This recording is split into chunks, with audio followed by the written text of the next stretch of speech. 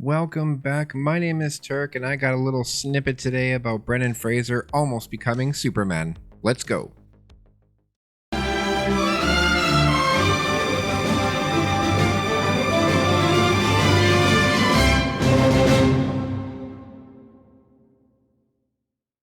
Brendan Fraser is having an amazing year. He just got an Oscar nomination for his work in The Whale. He's about to appear in a Martin Scorsese movie, and in many ways, it feels like he's finally getting his due as a talented, versatile actor who can do thoughtful drama as well as broad comedy and action adventure. It's a high point in his career that's already had a few high points, but 20 years ago, Fraser almost landed a job that would have changed everything about his current trajectory: Superman. Brendan Fraser goes on to say, "Everyone in town was reading for Superman. They were testing 6 or 7 guys in 2002 or 2003, Fraser said. Of course, it's a life-changing event, amazing opportunity, but I had to reconcile with, okay, say you don't get the job to be the Man of Steel. It's going to be chipped on your gravestone. Are you okay with that? You will forevermore be known as the Man of Steel." There was a sort of Faustian bargain that went into the feeling. And I think inherently I didn't want to be known for only one thing because I prided myself on diversity my whole professional life. I'm not a one-trick pony. And I totally agree with his take on this. I believe Brendan Fraser was best suited not being the Man of Steel, and I'll give you a few reasons as to why and compare him to a couple of other actors who were notably good Supermans. So let's get started.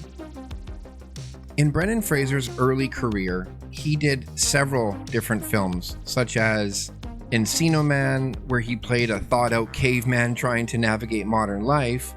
He followed with School Ties, which was a more serious drama where he portrayed a Jewish student facing anti-Semitism at an elite prep school.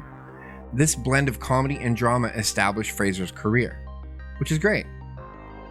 But I don't necessarily think that would have made him a good Superman, having all those accolades under his belt. And here's why.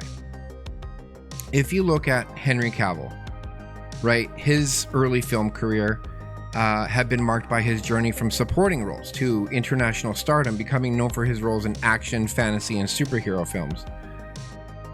Cavill began his career in the early 2000s with smaller roles, appearing in films like The Count of Monte Cristo and Tristan and Isolde, or Isolde, or whatever, however you say that. His early work in period dramas highlighted his strong screen presence and classic look, but he was still far from leading man status. Cavill's major breakthrough came with the historical drama series The Tudors, ran from 2007 to 2010, where he played Charles Brandon, a close friend of King Henry VIII.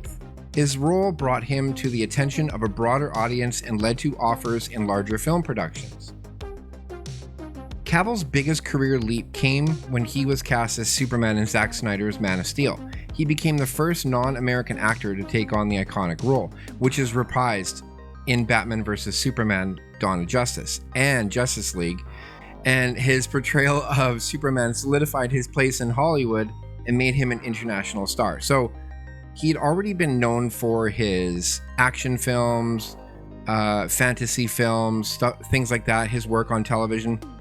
He never really dabbled into the comedy and the goofy and slapstick, much like Brendan Fraser did with George of the Jungle or Encino Man. Like, I'm not saying that there was no way he could ever be Superman. I'm just saying I don't think he was quite right for the job because he was so diverse in his acting that I just don't think that he would have made a good, serious Superman, because people wouldn't have taken him serious, him swinging through the jungle in a slapstick comedy and then saving, a cat from a tree. Tell me what you think, because I think this is why it's a good idea he's not Superman. Another one that I'll go into is Christopher Reeve's film career. He's defined by his iconic portrayal of Superman, his dedication to serious acting, and his inspiring resilience following a life-changing accident. Reeve began his acting career in the 70s, mostly in theater, honing his craft and earning respect for his stage performances. He studied at the Juilliard School alongside Robin Williams, and his early career reflected his commitment to becoming a serious actor, focusing on stage roles before transitioning to film. Reeves' breakthrough came when he was cast as Superman in Superman the movie 1978, directed by Richard Donner.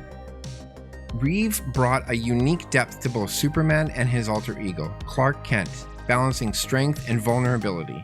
His natural charisma and physical transformation made the role unforgettable. Now, other roles he went into was appearing in a romantic drama like Somewhere in Time from 1980. Which became a cult favorite, and Death Trap, 1982, a mystery thriller co-starring Michael Caine. Also, The Bostonians of 1984 and Street Smart, 1987.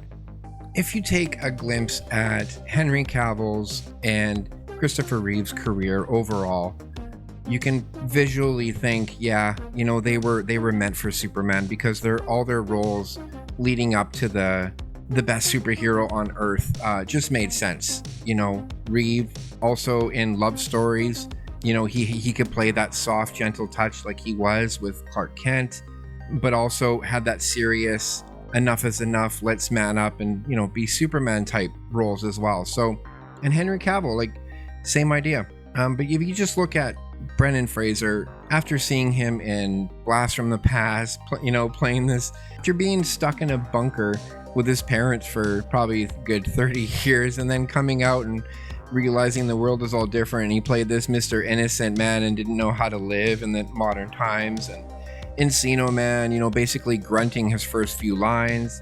So it's easy to see that Brendan Fraser wouldn't have made a good Superman, because you just would be looking back at those roles that he played and Superman. I just think it would look bad on his career and his resume. So sometimes when you don't get a role, that's kind of a good thing, because you don't want to get typecasted, and it can kind of ruin your career. I'm not saying that ruined Henry Cavill's, or did it ruin Christopher Reeve's. I just will say for his circumstance, I think it was best him not being Superman. And wouldn't it have been interesting to see Paul Walker as Superman? Not sure what to think about that. I think it might have been okay, actually. I think he had the look for Superman. I also think he probably could have had the physique. I know, you know, that's probably the hardest thing to get going, is the physique for Superman. But I think Paul Walker could have done it. He has the charm. Maybe he was too good looking. I don't know. Ladies cream over Henry Cavill, so who knows? Maybe that's a good thing. But yeah, that would have been interesting. Anyways, if you guys have any different takes on that, if you disagree, please comment down below. Let me know if you think I'm wrong and out to lunch. But hey, that's enough internet for today. Thanks.